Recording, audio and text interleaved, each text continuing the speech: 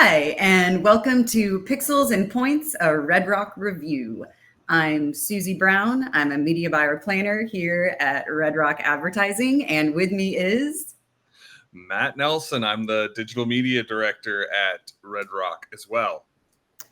And every few weeks, we like to get together. We each bring a different timely article, something going on in media news, and we bring it to each other, give each other a little synopsis, and then like to discuss it and share it with y'all. So this week, we've each brought an article. Mine, again, is involving sports, which is odd for me, but I guess I'm now the sports reporter here at Red Rock. Sports, yes.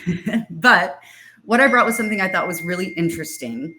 It's an article from Variety, and it's basically talking about a new joint venture between Disney, ESPN, Warner Brothers, and Fox. And so basically they're all getting together and they're going to create a new conglomerate of a sports streaming app. And they're kind of nicknaming it Spooloo right now, which is like sports Hulu. Yes. And basically it's going to be all the different networks. So now, you know, when you're looking for the Super Bowl, right, you got to figure out, is this CBS or is this Fox? Do I got to find it on Paramount Plus? This app is just going to house all live sporting events from all the different networks, which is why they're getting together, which sounds pretty cool, but they're going to charge for it, right? And their whole business model is basically relying on consumers having their, I guess you call it general TV streaming apps, and then also a sports app. So a couple of congressmen got together and drafted a letter, and this is what happened this week, basically requesting answers from the CEOs of Disney, Warner Brothers, and Fox, and saying, like, is this going to result in higher prices for the consumer? So I thought that was interesting. I kind of think the answer is yes, but we'll see what happens.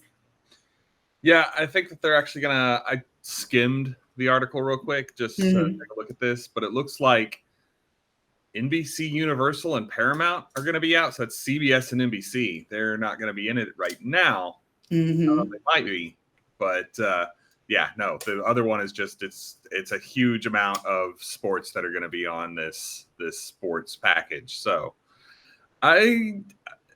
for some people, it might be cheaper.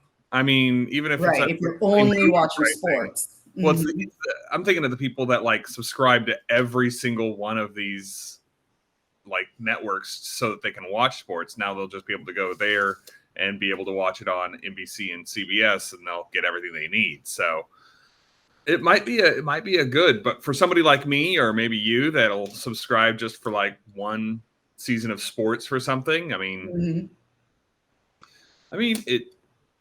I don't know. We'll see. It's one of those things. I don't know. Yeah, I feel like if they launch it, well, they were planning on launching it. What did it say? In fall of 2024 of this year.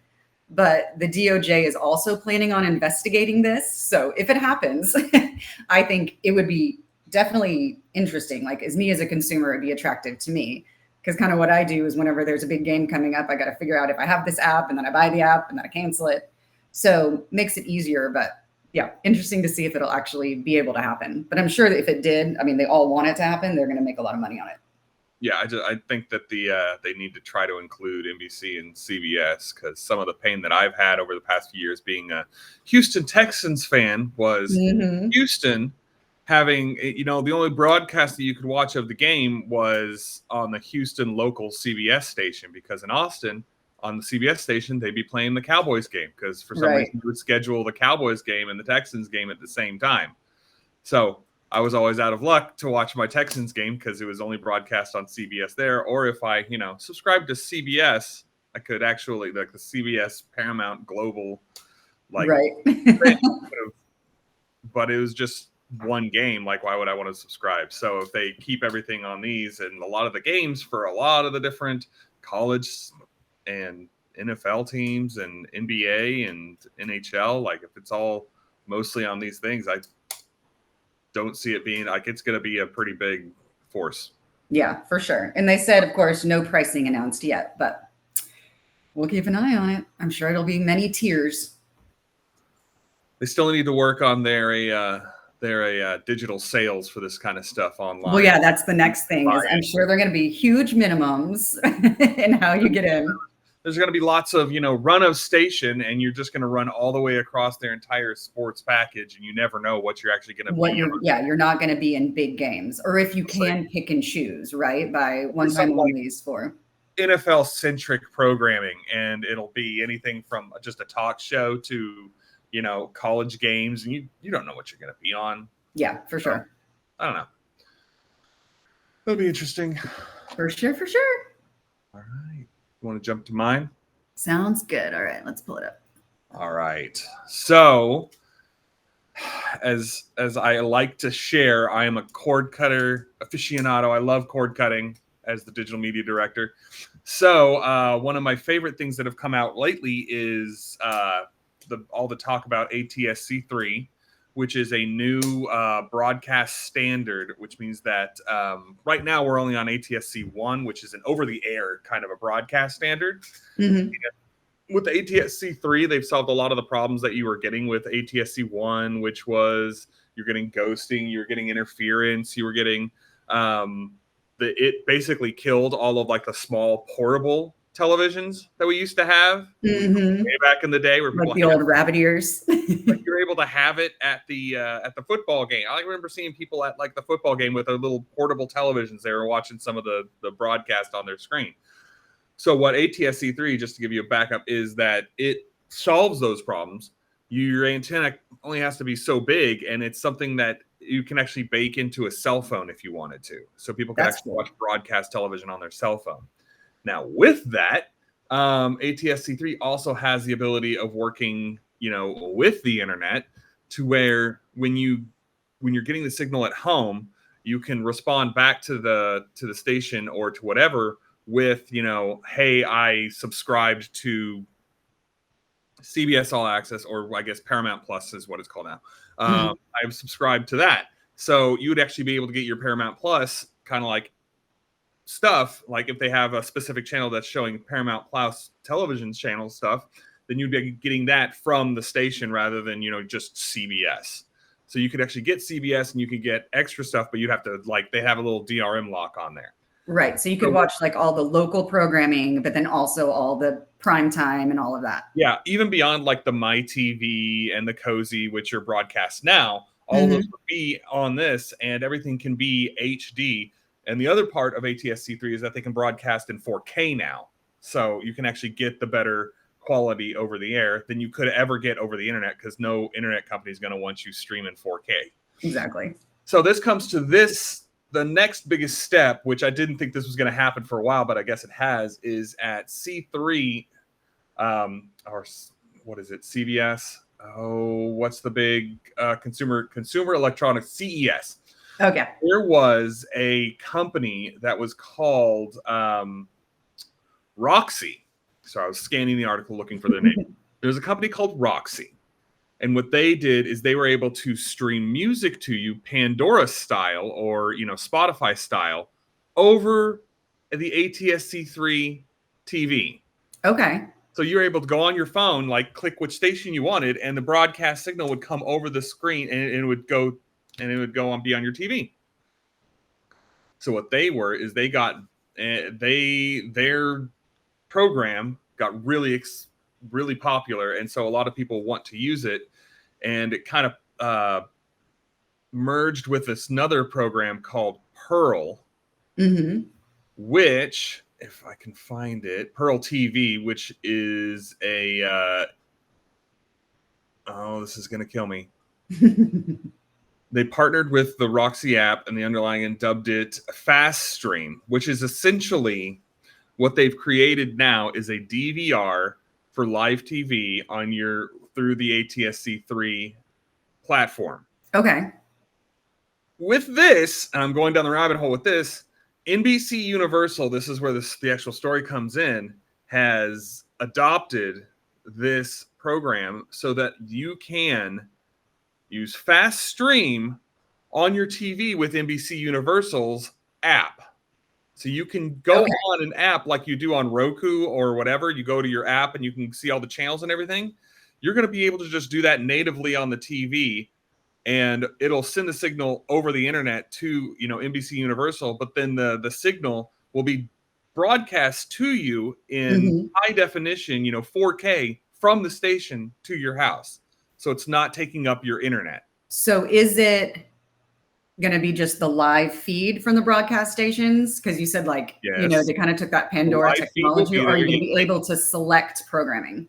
I think by law, they'll have to have a live feed. Broadcast. If they're going to broadcast in Austin, they have to have a free live feed.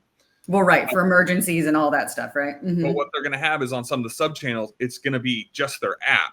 So you're going to be at your house and you're going to say, I'm going to be watching TV on this, and it sends the signal to the to NBC, and it tells them, hey, this person's logged in, they want to watch this or that, or they're clicking on this, and then the broadcast will be sent to specifically your device from the broadcast station. It'll enable them to be much higher quality and just a faster connection and a better connection. So you'll have, and it won't kill your home internet. No, I think that's great. Just the technology moving forward. My question too is, how much are we going to have to pay for it? Well, their plan is that a lot of stations already have this ATSC software at the locations, and it's just a matter of getting the hardware built in, connected with the software. The biggest hurdle is that TV manufacturers have been flip-flopping back and forth on whether including ATSC 3 in their TVs. Everything else, I feel, from what I've read, is just a software issue. But just getting ATSC 3 on your TV is going to be the biggest hurdle for them to getting this launched. They've got it launched in a lot of markets. ATSC 3 has already launched. In Austin, I think all of the major stations have a ATSC 3 broadcast. I think some of them have paired up on one channel, but they're sub channels or the different broadcasts. And regular broadcast ATSC 1 isn't going anywhere anytime soon. Well, right. I'm wondering how they're reporting on ratings now too. If they're combining both feeds, or they're all impressions. They really want to move to ATSC 3 because you can DRM lock it, which means you have to log in to say you're watching this show or whatever that is. Well, right. And once you log in, then you get so much more information. A lot of people are fighting this because they don't want DRM locking, because the whole point of the law was that it's free for everybody no matter what. Why should I log in on my side to watch it? It should just come through. So it's kind of turning into a cable model. They're pushing back on some of the television stations to just provide at least the main channel for free. And they may have this, but with ATSC 3 you can go so deep with how many channels you have and what you're streaming that it's going to be, you probably have some of the same broadcast channels that we already have, and then we'll have. All right, so technical difficulties aside, what I was trying to wrap up was that where I see this going and where I've read that this is going is that television stations will continue to broadcast their main channel along with some of the side channels, but that they'll also be able to offer an online app and a medium. And one extra little tidbit that I think is going to be really interesting is that when they do the weather report on the news, if you're watching it and you're watching it on ATSC 3, what they're saying is that they can include a little sidebar that'll pop up and show your exact location's weather forecast. So instead, for the whole Austin area, it'll have its forecast, but it'll pop up and say, for if you're in Leander, it'll say Leander forecast is this, and it'll pop up with your specific area's forecast. So that's another cool. They're going to be doing with that. No, I like it. It's a way for the broadcast. Oh, go ahead. No, I'm done. It's really exciting.